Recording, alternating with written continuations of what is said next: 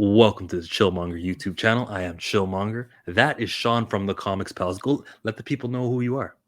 Hey guys, I am Sean from the Comics Pals, as Chill said. So the Comics Pals is a podcast that we go live every single week, twice a week, Saturdays for our main show at 10, Wednesdays for Pals Pulls at 6. That's where we just discuss the weekly comics and do those reviews. We're a group of friends who get together to talk about comic books every single week because we're nerds with nothing better to do. And my man Nerds with Chill nothing here. better to do who point out that there's a gap right over here who Yeah. possibly could be Shuri because she's not too popular in the Marvel area. I don't know. Right.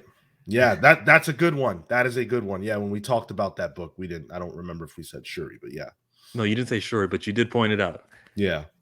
The book in question is Marvel Voices Legacy issue #1. Now, I disliked it. I did a review on it. I watched yours. You had things to say about it, and here we are together. Yeah. Not to dwell on the negativity, which we have both contributed to and complained enough about.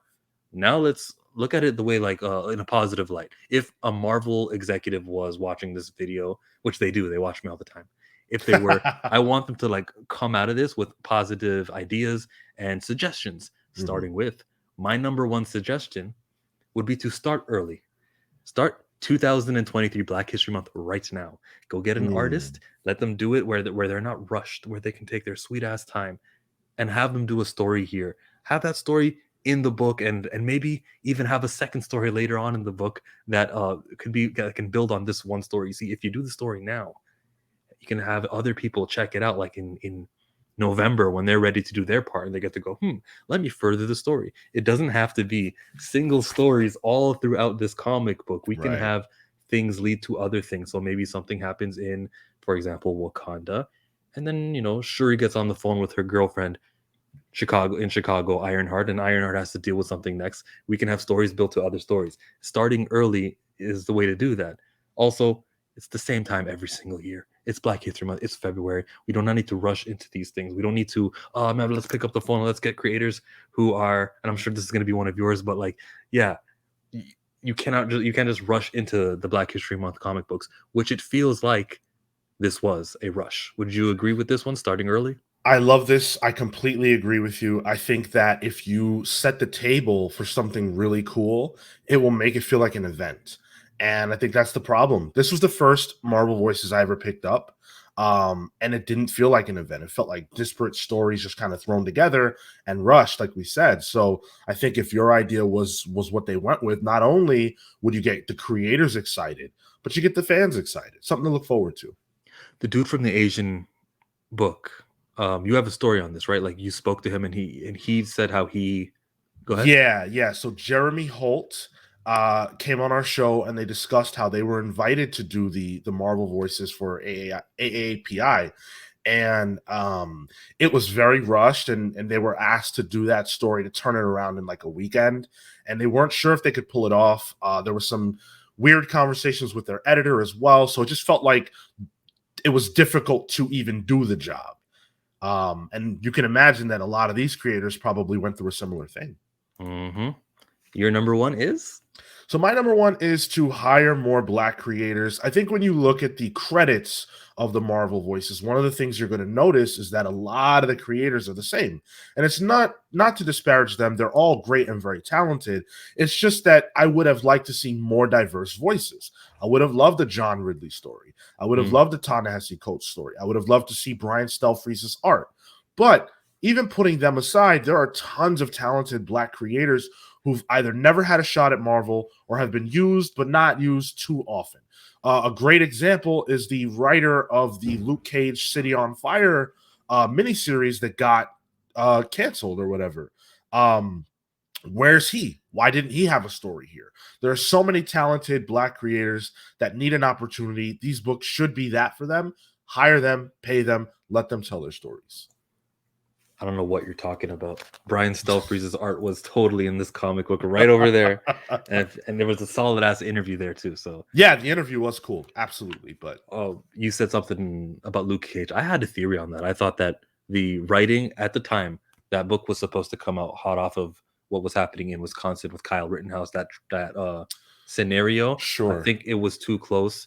And I respect if that was the reason why, I respect it. Not that I'm leaning one way politically because that's not me, but because that you don't ever want to be looked at as an opportunist of a political situation if you're Right. Marvel.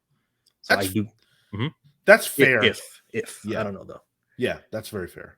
But like, where is Luke Cage, bro? If we're reading Devil's Reign, he's running for mayor, isn't he? Like, Absolutely. so that is actually a positive thing that Marvel's doing. I'll give you guys your credit for that because it is a Marvel event, Devil's Reign. People pick it up. It's somewhere Mhm. here in the house. But like people pick it up and people read it and they're gonna look at Luke Cage and they're gonna say, huh, check it out. He's being featured. That rarely happens. If we look at Yeah. King in Black and War of Realms and Empire, or was Black Panther really utilized to his no? I'm getting off topic from your black creators thing. I would agree with this one. Hire more black creators. Christopher Priest needs to get called for this. Show Yeah. me how much you care about it. Because, for example, there's a comic book called Secret Invasion, issue 1, that's coming in May. It's in the solicits. Who's writing it? Oh, what was his name? Was it Ryan North? Yes. Okay. Yes. I don't hate Ryan North, but he's not Jason Aaron. He's not Donny Cates. He's not Chip Zdarsky. Sure. You're showing me how much you care about it by putting that writer on. Hire a black creator who is top tier. John Ridley, the guy writes the freaking Black Panther series for God's sake. Yeah. Not mine. Next one is to launch a new series. We're familiar with Milestone Returns. They launched Static's origin in there, the new origin, Icon and Rocket. We got to see the way Hardware begins in that thing. How about using the Marvel Voices legacy as the jumping off point for the new Moon Girl comic, the new Yeah. Luke Cage, Monica Rambeau, something? Because currently we have two comic book characters with ongoing series. That would be Spider-Man Miles Morales, and that would be T'Challa Black Panther.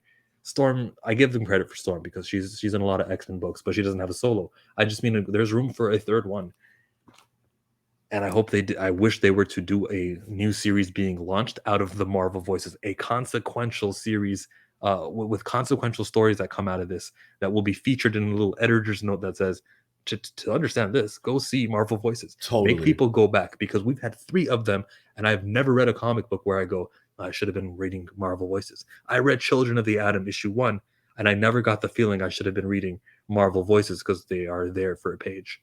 Mm. So I think this is a major key, and the thing that Marvel kind of misses is that you can sell someone something off of the back of something else, right? And we see this happen all the time when they do their anthology series, Incoming or Marvel 1000. Those books spin off into other things. So based on what you're saying, do that with this. You know what I'm saying? Like, and that does tie in nicely to Smooth. my number 2 as well. You can absolutely do that. People will come if you make them feel like what you're showing them is important. So if, to your point, you were to say, hey, Marvel Legacy features this really fun Moon Girl Devil Dinosaur story. If you want to see her next adventure, tune into, Moon Girl #1. That's brilliant, and I would buy it because now, after reading this, I never really read anything Moon Girl before. I was like, wow, that was a really fun, kind of like sweet story. I would like to see more. Where's Moon Girl on the stands? Nowhere. Same. And that's why I think about it. Like, this was not a celebration. This was a highlight of your failures.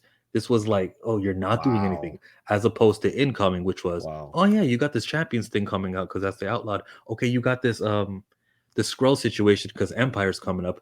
This was like Runa, who the hell is it? And then when I got to this point, when I got to this page at the back, where it's like, look at all of these guys.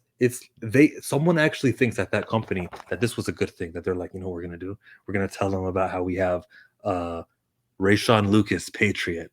Right. Where was the last time he showed up? And why do we have 3 Patriots? Like, there's so many stupidness, man. I completely agree. And one last thing, Sam Wilson has a Captain America book that's coming out. So what if the Captain America or the Sam Wilson story in this Marvel Voices was a lead-in to that book? Why not? That Yeah, would make why not perfect sense. explain why he's not Falcon anymore and decided to be Right. Cap one more time? That would be nice. This would be the place to do it. Exactly.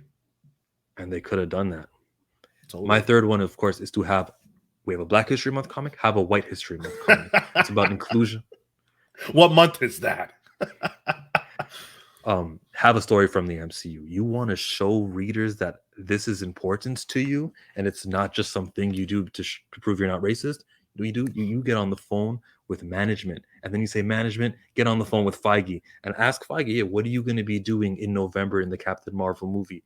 Monica Rambeau's in there. How about we can tell people to know what happens after that post-credit scene that you're kind of interested in? There's about 10 pages in here written by, actually it doesn't matter who was written by, because Kevin Feige would say the story, right?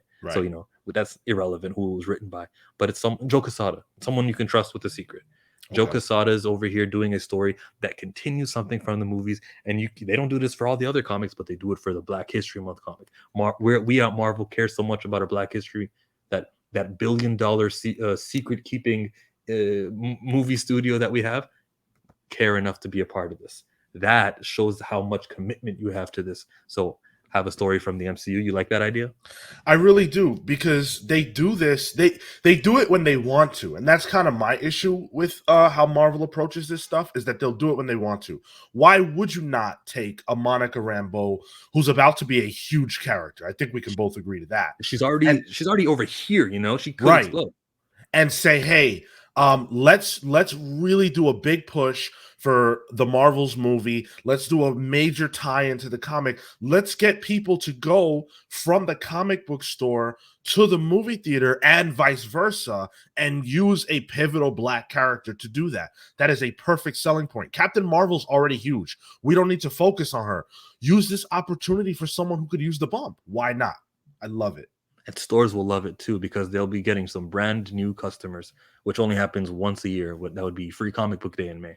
And just one last tie into that is that Black people want to read comics. They just don't necessarily feel like they have a reason to. I have friends who love comic book characters, but they don't go to the store because they don't see themselves represented. But I'll tell you this, when I show them Static, they're like, wow, this is amazing, because it's a character that they remember from being kids, and with tremendous art and a cool storyline. Do that for these characters.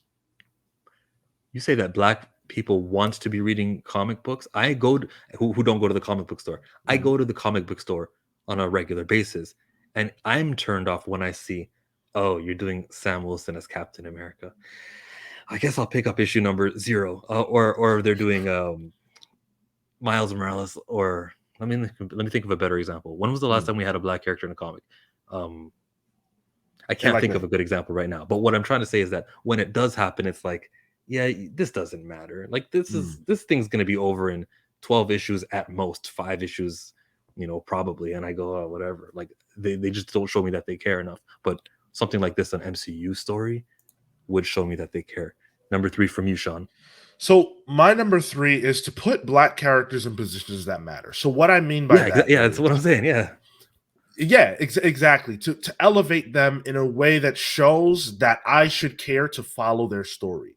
There are a couple of great examples. So one of them is, right now, Black Panther has a comic book that is in like issue 3, I think. And it's being written by John Ridley. That's a great setup, right?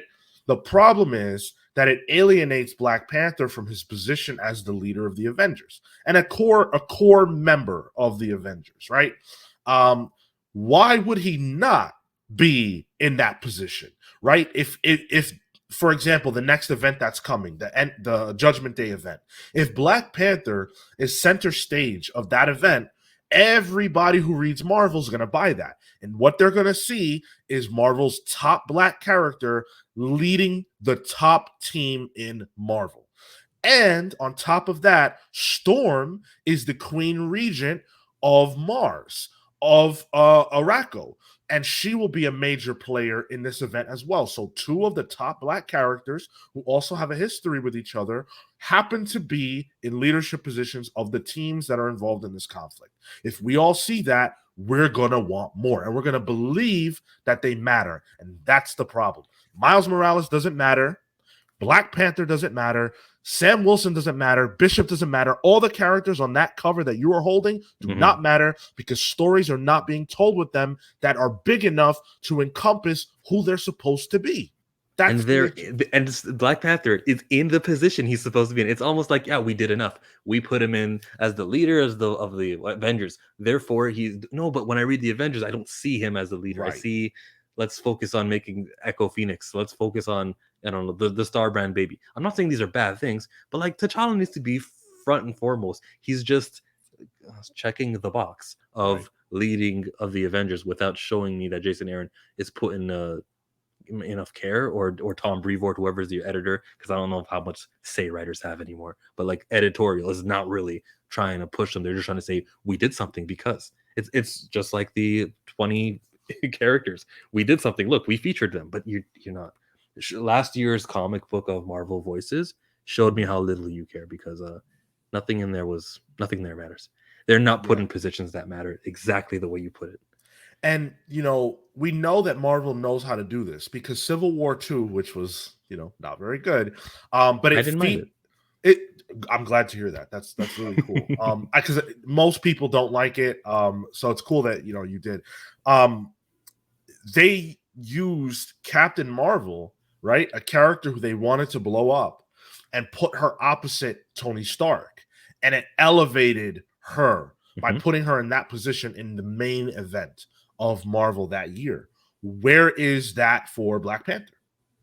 Where So is they that know for how to do it. They tried. exactly? And Exactly. look, Captain Marvel right now, they're at issue 36. Like it's not canceled at issue 6. It did something. And maybe the movie had something to help with, but you guys showed us how important Captain Marvel is, Mhm. and and maybe good storytelling by Kelly Thompson as well, but that got us to where we got it. I have Yeah. some bonus ones though, Oh, because cool.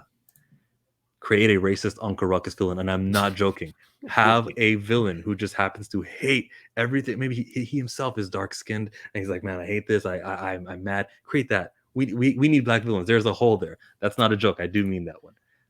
How about a connecting variant from year to year? Black History Month is going to be a Marvel Voices. What if there was like, ooh, I like this one.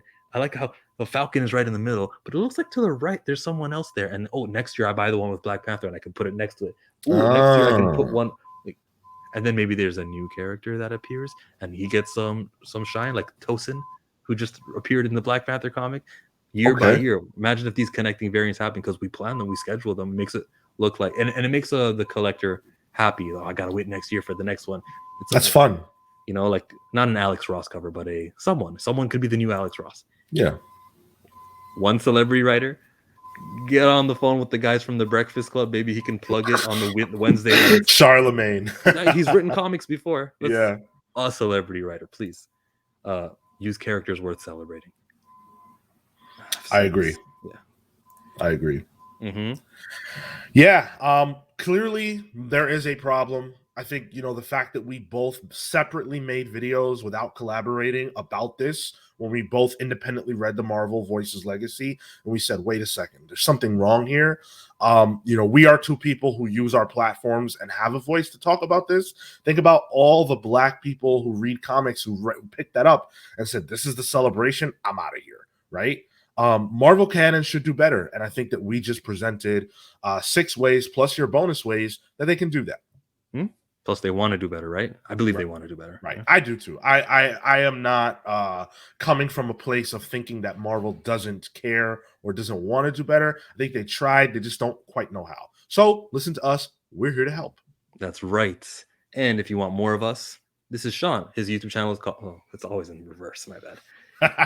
It's The Comics Pals. Go check it out. The button is right on your screen right now. Click on that to Yes. subscribe. Check out his most recent video, which is covering my face right now.